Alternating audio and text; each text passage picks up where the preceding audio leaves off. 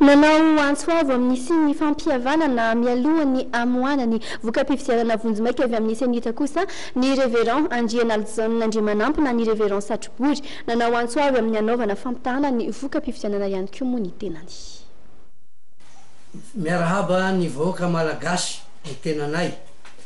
amin'ny maha ray aman-dreny indrindra ho an'ny vahoaka eto Antananarivo izay nametrahany tanteraka ny asa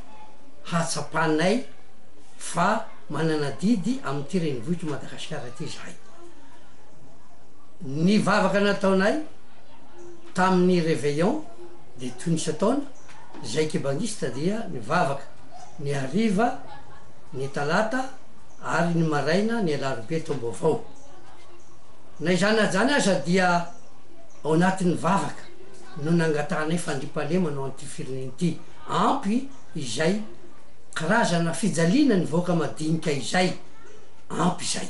efa nanao antsoavo na ny ambassadeur français aza efa nanaovako fiantsona hoe ampy zay la zao ny quai d'Orsay ampy zay. Ny zavatra tianay hampitaina de ny hoe efa 5 taona zay a ny transition be de be ny zava-nisy farana atsika ve ty sa tsy farana manao antsoavy ny tompona andraikitra ny senity a au carré hisy ny confrontation mba hisy ny filaminana toy zay natao tamin'ny Mantasoa aza mandray ny andraikitra ne risquons pas